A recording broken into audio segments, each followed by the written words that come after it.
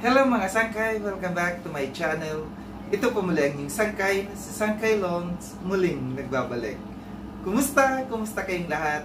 Sana nasa maayos na kalagay ng lahat, mapa dito sa Pilipinas or sa mga nasa ibang bansa, dobling ingat tayo, no? So mega love shoutout sa inyong lahat. Sa Team Sangkay Original, Team Sangkay Sponsors, Team Kalingap, Kuya Val, at Edna, Kalingap Rob. Sa lahat ng aking mga followers, supporters, and subscribers, sa mga lolos, lolas, FWs, and PWDs. Mega love shoutout sa inyong lahat, and of course, I love you all. Ayan. Mega love shoutout also kay Roel and Rachel, sa Team Rochelle, Team Kalingap, Kalingap Partners, Team Kaliwat, at sa lahat ng aking mga sponsors, at sa lahat ng mga nagmamahal kay Sangkay. Mega love shoutout sa inyong lahat. And gusto ko lamang pong batiin, no, yung aking tita na Vayot, si Tita Mina Jaramillo, nagse-celebrate ng kanyang birthday ngayon. Tita Mina, thank you so much and happy birthday. No, mabuhay ka hanggat gusto mo. I love you, Tita Mina. So ngayong araw na ito mga sangkay, gagawa ko ng reaction video. Ito'y patungkol sa napanood ko na live ni Jomar. No, pinuntahan niya si Lola Ninita. Kasama nandoon yung anak ni Lola Ninita na si Jennifer. Meron akong audio clips na ipaparinig sa inyo. After natin na mapakinggan, magbibigay ako ng opinion o puro-puro patungkol dito. Ayan mga kapatid, kami po ay nagtitikot para makita natin yung mga sakit ba na nagdadari nila. Masasabi ba natin hindi na sila mahirap? Katulad po nito mga kapatid, na sila po ay napabahayan. Opo, napakarami ng vlogger na nag-public ba sasabi na okay na, ayos na ang buhay. Pero mga kapatid, ang mga kababayan natin mahirap na ang nagtilunan ni Nita. Hindi natin masasabi na bakit sila ay napabahayan na sila ay hindi na mahirap, hindi na kabilang sa mahirap. So, kilala niyo ito si Jomar, no? Ito yung number 1 na kritiko dito sa Kalingap. Nandito siya sa ngayon sa Pilipinas. Bumalik dito sa Pilipinas.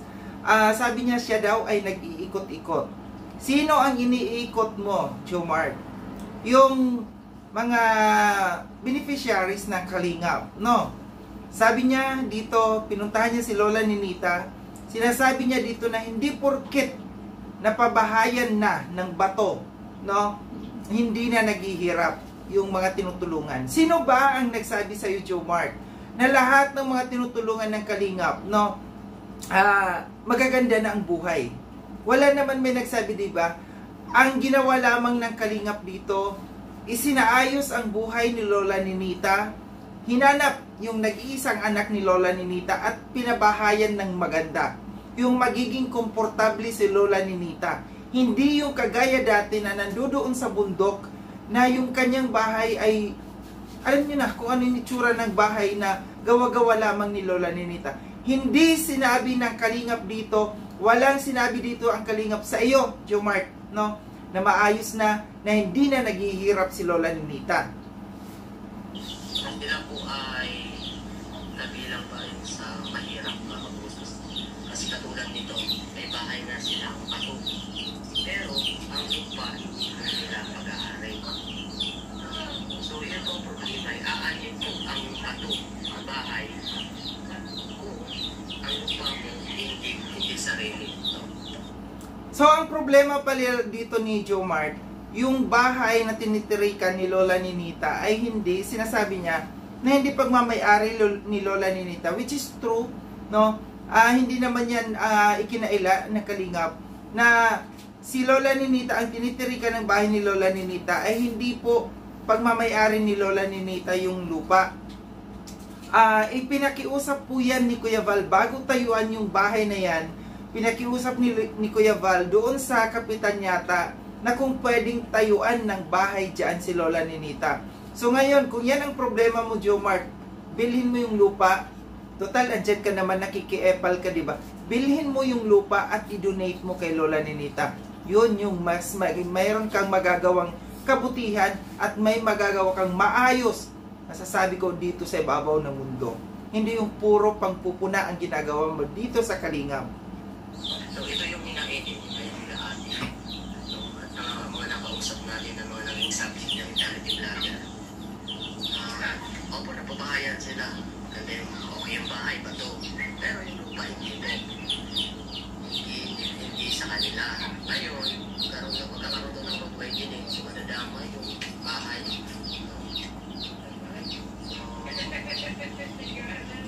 So yun, magkakaroon daw ng road widening doon sa tinitirikan, doon sa lugar ni Lola Ninita. Ito yung pinoproblema ni Joe Mark. Kunyari nagmamagaling, gusto niya maging hero, no? Pinoproblema niya pag nag-road widening, madadamay yata yung bahay ni Lola Ninita. Ngayon, Joe Mark, no? Gaya ng sabi ko, kung gusto mo, bilhin mo yung lupa. No, bilhan mo ng lupa si Lola Ninita. Total nakikialam ka naman.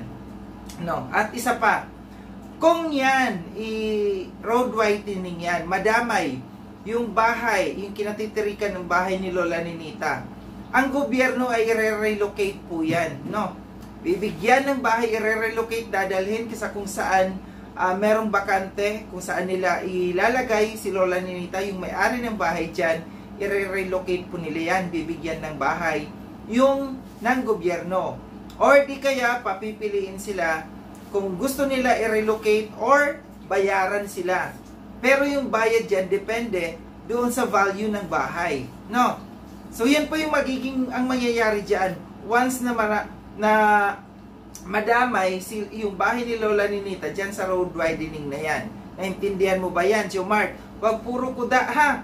Gamitin din ang utak, no? Na hindi basta-basta aalisin diyan si Lola Ninita, kundi i-relocate po yan ng gobyerno. Ito yung namin, yung purpose na pag-ikot. O yan daw ang purpose nila ng pag-iikot nila. Ang purpose ng pag-iikot nila, Joe Mark, ay mangwakwak, no? Mangwakwak ng mga beneficiaries ng Kalingap. Real talk lang tayo, Joe Mark. Yan yung purpose mo kung bakit ka nag-iikot, bakit mo iniikot yung mga beneficiaries ng Kalingap. Hindi porket na sa vlog, pauli-uli yan ng charity vlogger, hindi na sila mahirap. Yung mga charity vlogger na tumutulong, okay po yun. Pagtulong is pagtulong. Pero ang masama kasi yung pangangakuan na hindi na binabalikan. Pangangakuan, hindi na babalikan. So, hinahanap pala kayo. Tapos, lumipat kayo dito sa pinangako kayo ng bangka. So, ang hanap po kayo po bangka. Bangka po, ay pangingisda, sorry. Ilang charity vlogger po nangako sa inyo yan?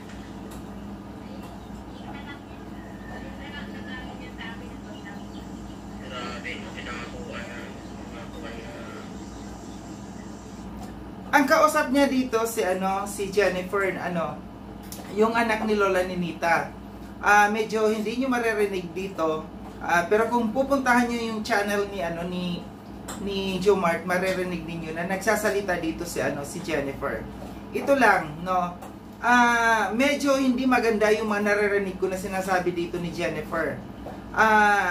Siguro hindi kilala ito ni Jennifer, si Joe Mark, na kritiko ng Kalingap. Tapos ngayon, kung ano-ano siguro ang sinasabi dito at paninira nito ni Joe Mark dito tungkol sa Kalingap at naririnig ni Jennifer. Ngaya medyo mayroong hindi maganda akong naririnig na sinasabi dito ni Jennifer. Nasabi niya na pinangakuan siya ng bangka. Ngayon, si Jennifer po kasi marami nang naitulong dyan kay Jennifer. Hinanap talaga si Jennifer kasi kailangan ng pag-aalagaan niya ang kanyang nanay. Dahil siya ang may karapatan dyan na mag-alaga sa kay Lola Ninita. Dahil siya ang anak. Diba? Nahanap siya, pinatira dyan, tinulungan, ang naka-assign dyan kay Lola Ninita si Kalingap Grace. Ang dami-dami nang naibigay dyan kay Jennifer. Kung anong negosyo. Naalala ko dati, bigasan, tapos nagkaroon din niya ng uling, nagtitinda ng uling, no? Kung ano-ano nang naibigay, pero walang nangyayari. Hindi na ipapalago ng maayos ni Jennifer. Ngayon, nagrereklamo si Jennifer, no?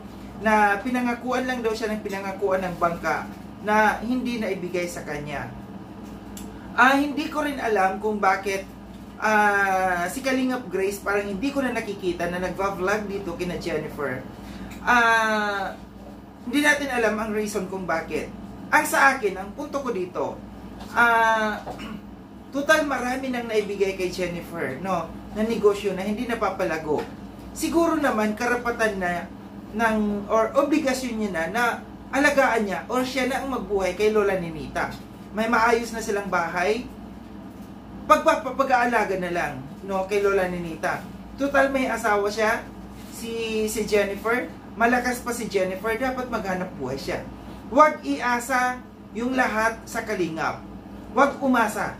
Magbanat din ng buto. 'Di ba? Kasi parang ang nangyayari, umaasa lang. Umaasa sa bigay ng mga vloggers. So, nagiging tamad, no? Malakas pa si Jennifer, malakas pa ang asawa niya. So, dapat sila ang magbuhay or bumuhay diyan sa nanay nila. At buhayin din nila ang sarili nila. Huwag umasa sa mga bigay. No? Ito yung hindi naintindihan ni Jomart. Ito yung pinupoint niya na bakit daw naghihirap pa yung mga tinutulungan. Una-una, natulungan na si Lola Ninita. Nahanap yung anak, nabigyan ng maayos na bahay. Ngayon, time naman ng anak niya na si Jennifer, na buhayin niya, alagaan niya ang kanyang nanay. Huwag iasa sa puro bigay. Diba? Na pati sila, buong pamilya nila, aasa na lamang.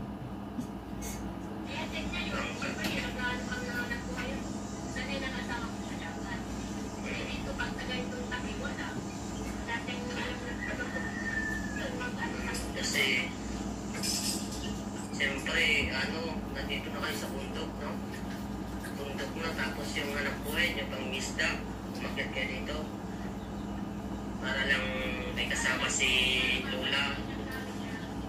Kasi si Lola ng isa.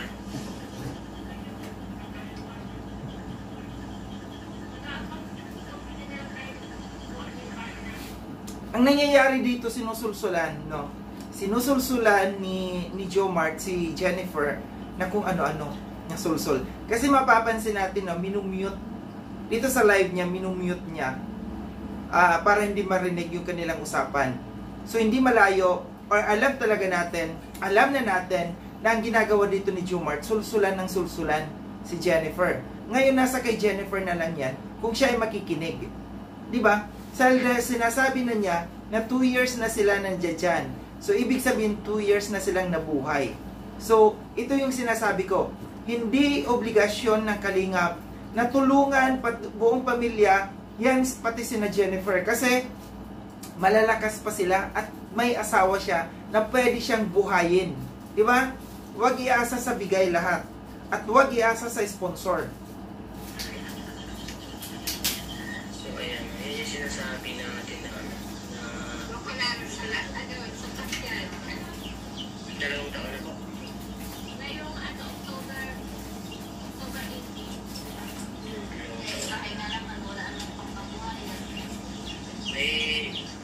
Meron ako napapanood na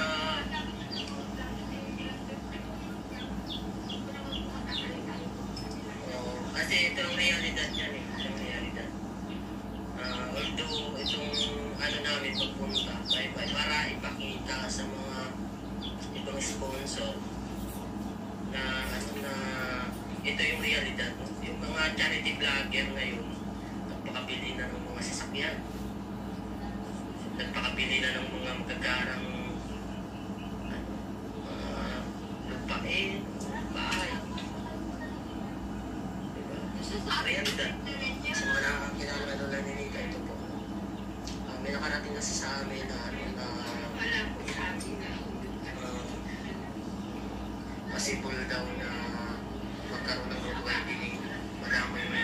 Ang problema ni Jomart na yung ibang mga charity vloggers daw nakabili na daw ng mga sasakyan or kung anumang mga ari-arian, pati lupa.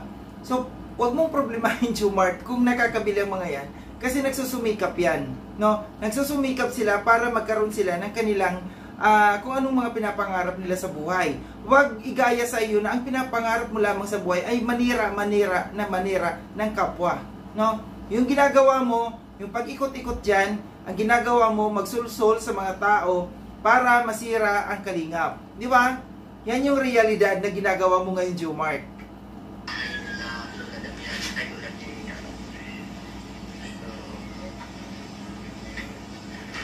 Ito yung sinasabi natin na napakaraming vlogger po ang nangako dito.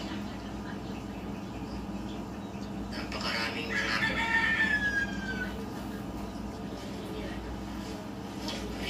Yun ay, hindi naman po ano yun, yun ay katotohanan, reality. Charity vlog. Disclaimer, no? Itong purpose ng pag-ikot-ikot namin, ito ay pagmulat sa kaisipan ng sponsors lahat na mas maganda kung kayo ay tutulong. Idirekta nyo na sa tao. So, paulit-ulit na sinasabi dito ni Jomart na ang purpose ng kanyang pag-iikot-ikot ay para ipamulat daw sa mga sponsor na ganito pa rin nangyayari ng buhay ng mga tinutulungan. Mali yun, no? Mali yung realidad na sinasabi mo.